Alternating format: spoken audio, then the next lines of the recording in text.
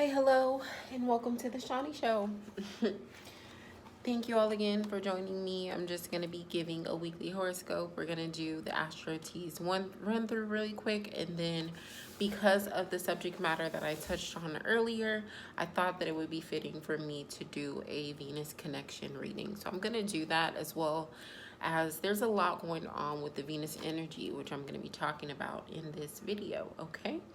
I am wearing Soul Snatcher by 11 Moons. You can purchase this lip gloss on my website. It is $8 to purchase by itself, but it is included in both of my lip gloss bundles, which are $25 each. That means you would get your glosses for $5 instead of $8, okay? So, you already know I don't like long intros, but I will give myself a plug, so I'm about to go ahead and jump into it. So, the sun is moving from Scorpio to Sagittarius on the 21st. I've talked enough about the sun being in Scorpio. I'm not going to go through it, but what I will say is we're basically moving from a place of I desire to I see. Okay, so we're going from being intimate and introspective to adventurous and daring. We're at a point where we're done reviewing, we're done releasing and having the emotions about it, and we're ready to move. We're ready to go out in the world, we're ready to share, we're ready to talk about it and all the things. Okay, so confidence, charisma are coming out. We're looking at the big picture more so now than being obsessed over the details.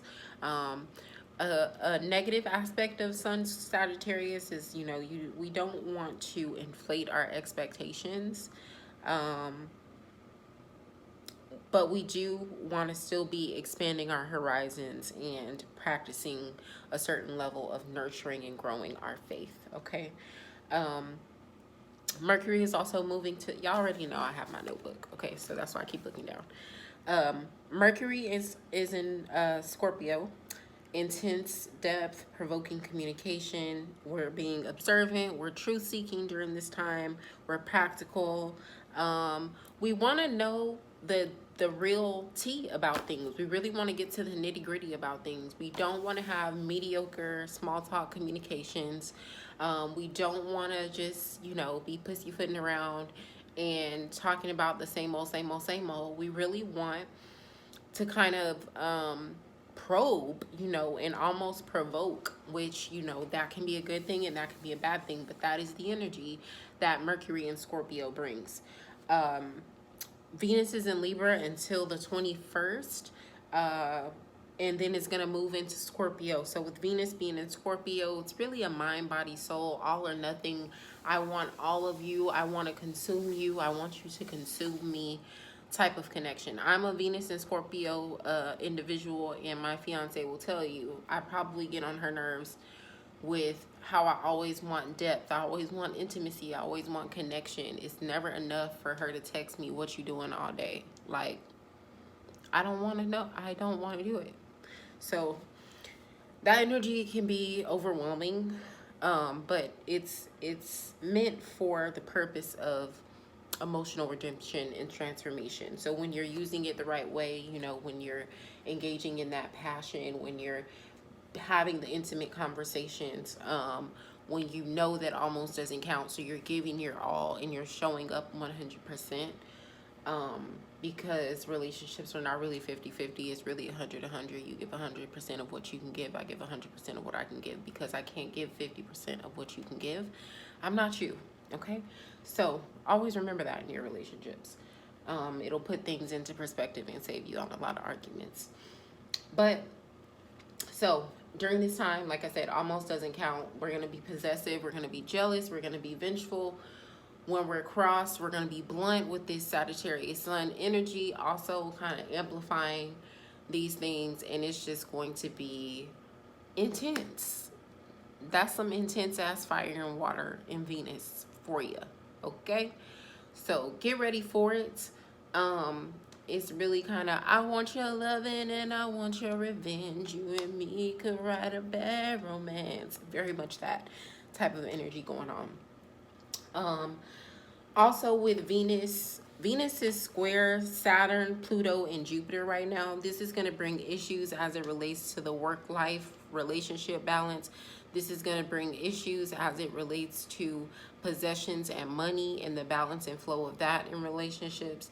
And it's also going to bring personification to certain things that you may be dissatisfied with in your relationship due to just certain duties and restrictions, kind of leaving things blocked off. So with those placements, a lot of relationship energies that, or not relationship energies, but relationship problems rather, that have been hidden underneath the surface are going to be rising back up and coming back up to haunt us. And so we want to get ready to combat those energies and not just be freaking out, shutting down, having all the arguments, you know. Just know what it's for, and work through it if you can. If you can't, it means that you're not meant to, and it's time to let the relationship go. This is not a good time to start new relationships because of all these squares, and also Venus is in equinox with Chiron, which that means basically the planet of our expansion of love and relationships, is not really in complete conflict, but it's not in the best of harmonies with the energy of the wounded healer position in astrology. And so again, that brings insecurities with money, with possessions. It brings a breakdown of affections. Venus is opposite Uranus right now. That's going to be new relationship energy. We're craving freedom, we're craving change, we're craving new experiences, but we're not craving to commit to any new situations. So again, if you're in an existing relationship, those things are going to be coming up. So make sure that you don't project those things onto your partner. Just accept them for what they are. You know, it's temporary for the most part. There's a lot of romantic confusion and self-deception with these energies aligning. So all those things are going to be coming to the forefront. That's a lot going on with the energies of Venus. So if you're having relationship problems right now, do not fret, my dear. We're already in post-retrograde shadow. I think it ended on the 19th. If it didn't end on the 19th, it's going to end on the 21st. Venus is moving to Scorpio on the 21st. And we're still going to have this Uranus energy going on. But I think these squares, once Venus moves, are going to be a little bit alleviated. So that will help kind of ease some of that energy out for us, which is always a great thing. Earlier I was talking about how I'm taking a social media break and I'm pre-recording videos. So obviously I'm pre-recording this video. So I'm gonna do a tarot spread at the end of this video for us. It's gonna be a Venus connection spread. The questions in that are: what part of our hearts are we holding captive? How can we collectively, or how can we effectively honor those energies? What toxic emotional habits and patterns do we need to release to avoid reflecting? What is the truth about who we are in relationships, and how can we love more freely? How can we honor our words and our emotions more effectively? And then additional guidance and considerations. So I'm going to be doing that at the end of this video, but I did just want to talk a little bit about the sun, because I did not upload on Monday, and I don't want to go too deep on the sun. I'm just going to touch on it. You know, I normally go deep into the planets. I don't really want to do all of that with the sun. I just kind of want to freely talk about the sun and what it represents and a little bit of extra things like that. So the sun basically signifies our personality, like kind of like the vibe that other people get from us when they first meet us, how we really truly show up in the world,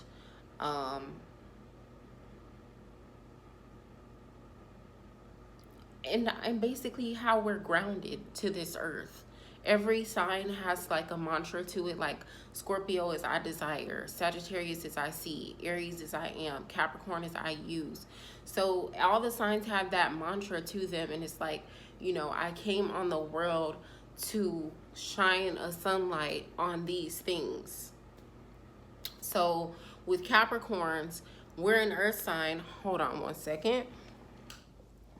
We're an earth sign, and we use the energy of the earth to transform our reality, to build up our momentum, to harness our drive. That's why we work so hard, and you'll hear a lot of things about Capricorns love money. Capricorns always working. It's not so much that we love money and we only love to work and we only love possessions. It's more so about the fact that we honor our work because we use our energy for the greater good. We use our energy to build foundation. We use our energy to build stability. We use our energy to build security. And we use the energies of those around us to support us in that building of the foundation. Okay? Just like Aries, they're the baby of the zodiac. They're here to learn. They are here to learn and explore. I am that I am. I am that I am. I am that I am. Whatever I decide to do, I am that. I'm going to take the lead in it.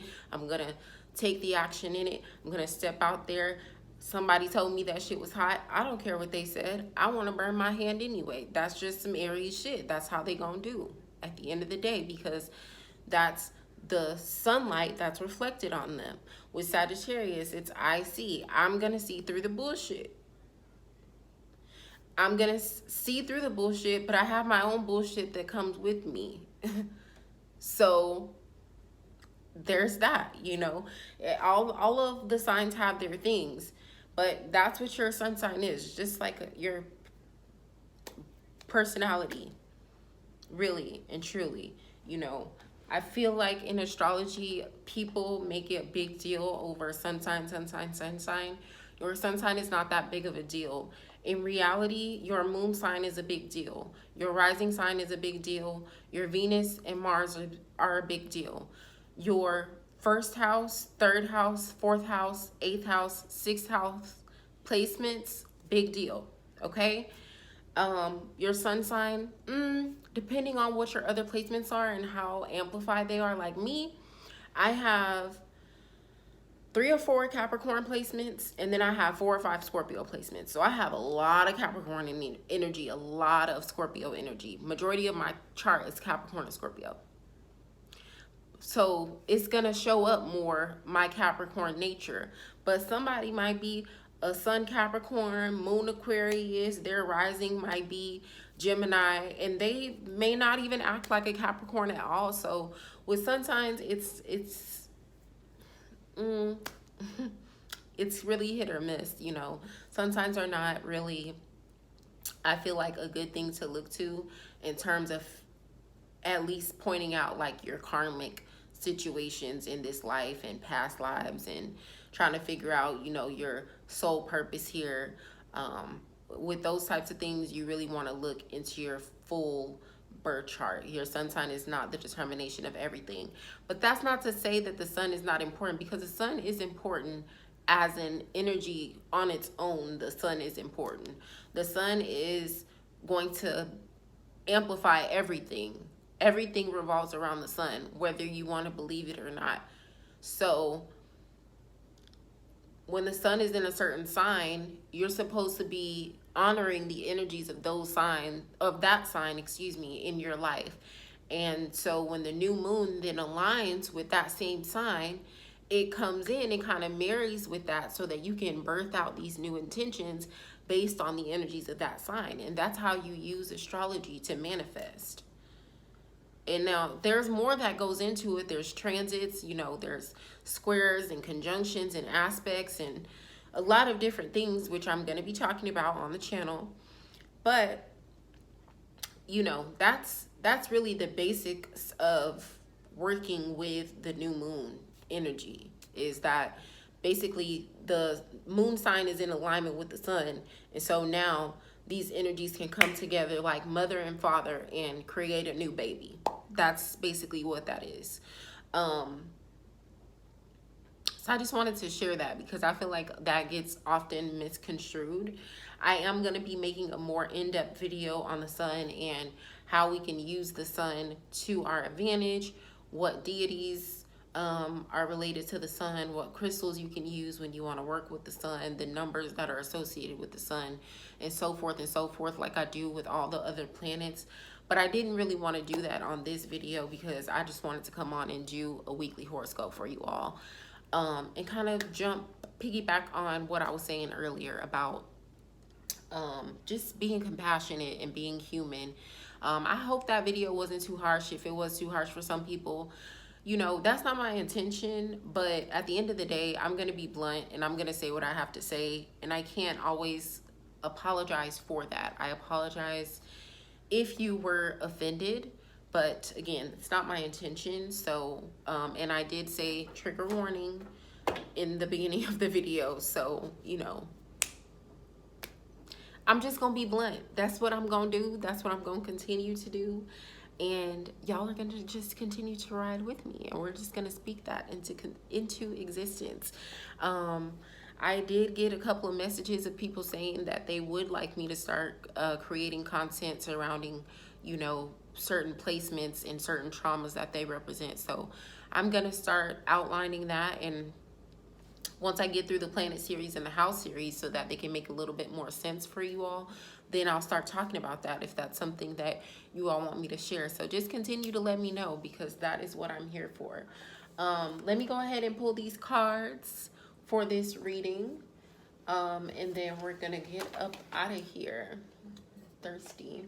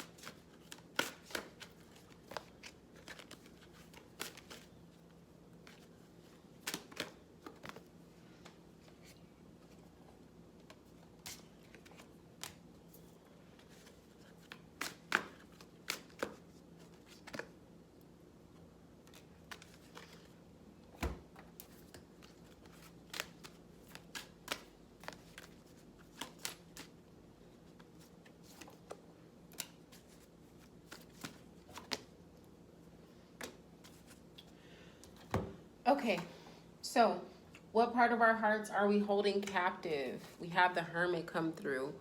We're holding captive the fact that sometimes we need to go on our own and just go into a corner and be isolated. You know, I've been seeing this a lot today, just around town, and also just, you know,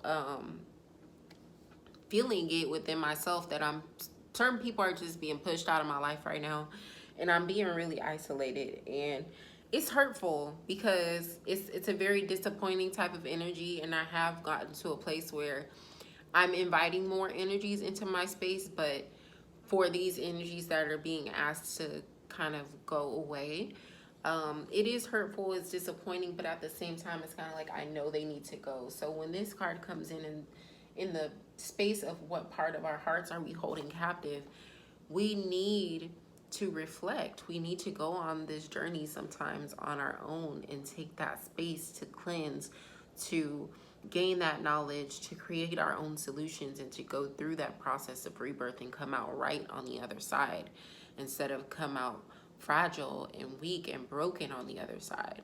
So we need to admit to the fact that even though it feels like a lonely road when we're doing this spiritual work, we're taking this spiritual journey, at the end of the day, the reason why it feels like that is because when you are doing your spiritual work, you have a certain sense of discernment. And once you know certain things, you can't unknow and you can't unsee. And you have to stand in that. How can we effectively honor those energies? Seven of Wands, taking the spiritual assessment and then taking the necessary action and knowing when to walk away, knowing when to take the steps to move and saying, you know what, I need to walk away from that situation. I need to leave that behind. I'm not even going to start an argument. I'm not going to start a fight. I'm not going to go off.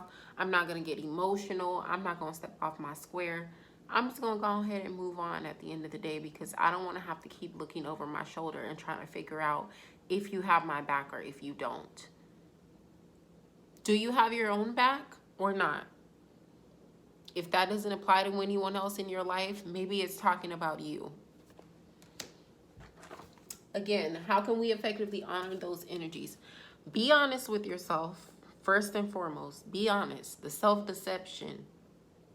Be honest so that you don't have to look over your shoulder.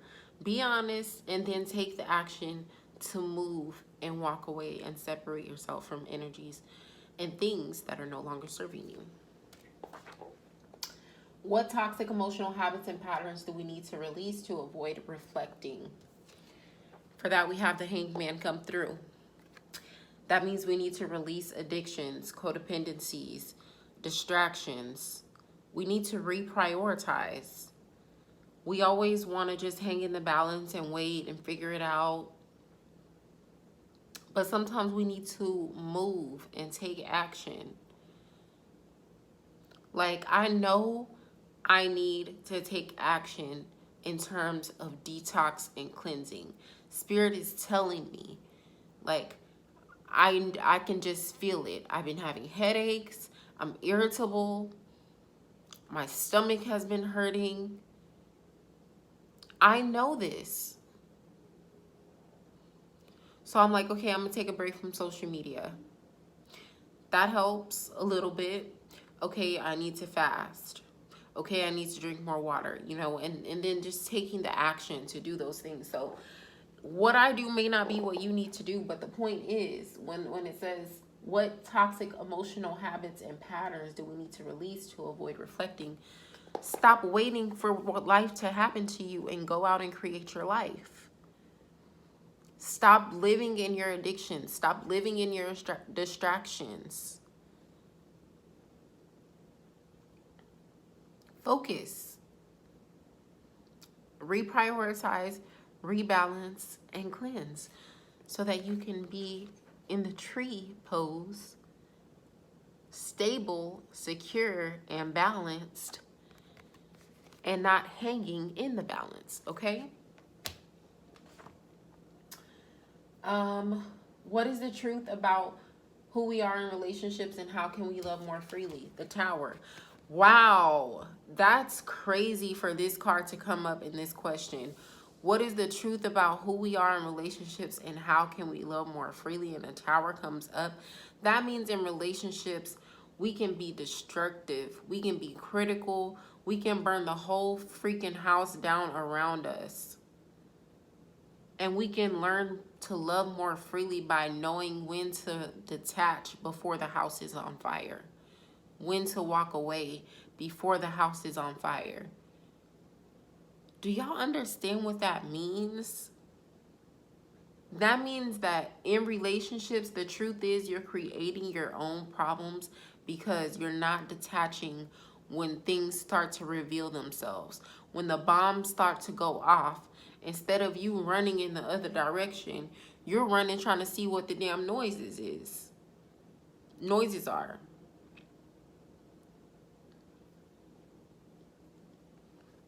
Like, that's crazy. I can't believe that. That's crazy.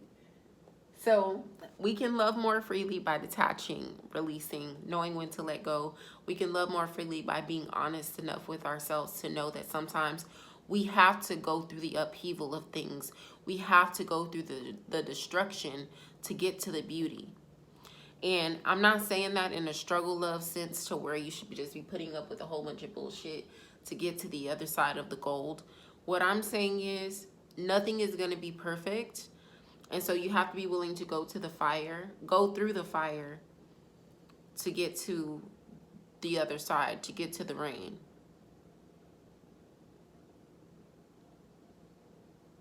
You have to be willing.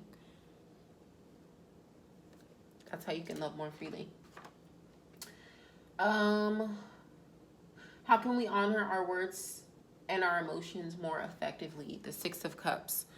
Go back in the past to something that you've been holding on to. Revisit the connection. You know, bury any leftover emotional resentments that you may have. Let go of any lingering emotional validation that you feel like you need. and just move on, move forward, because at the end of the day, you're in a situation now that's so much better emotionally for you. And you can honor yourself by being present. With this card coming up, it's saying, you know, there's some past energies that are coming up and lingering, and it's fond memories, it's happy memories, it's definitely something that you want to explore. But at the same time, I feel like this is more of like a closure type of situation. Like, okay, these energies are coming up, but this is not something that you need to hold on to. It's coming up so you can make peace with it and let it go. Additional guidance and considerations, we have the cloud and the rider. The cloud and the rider. The cloud and the rider. So with the cloud, it's all about confusion, being in your head, not really knowing what direction you want to go. Again, we have the energy of 6 here, just like we just had the 6 of Cups. 6 is all about healing and forward movement, starting over, not necessarily from 1, but starting over with all of your experience, with all of your knowledge, with all the wisdom that you've gained, with the strength that you've gained from the conflict and upheaval that you've had to face at the level of 5. And then moving through 6 with that. And so with this card, it really is about getting yourself into a space of mental clarity. But when it comes next to the rider, it really is knowing that the clarity is I'm in a position right now where I'm exploring things. I'm moving on to things, onto the next, onto the next, onto the next. And I don't really need to commit myself to anything right now because I'm just exploring myself. And I need to be okay in that. It doesn't need to happen any faster. You know, there's nothing else really that I should be doing. And I need to just embrace the fact that I want to explore. And that is going to be my validation. That is going to be my security. That is going to be my balance and my growth, materially speaking. With the 6 of Pentacles, again, here we have that 6 energy coming through. So that about wraps it up. That's all I have to say. I am going to come back tomorrow for you guys with the information on the sun, and the in-depth video on that. I might do like a sensual seduction Sunday video on YouTube. I'm thinking about it. I'll let y'all know on that. But I'll definitely be here tomorrow. I don't know what time the video will just upload, and you'll get the notification. If you have not already, please subscribe and press the thumbs up to like the video. Also, comment down below, and I got to go.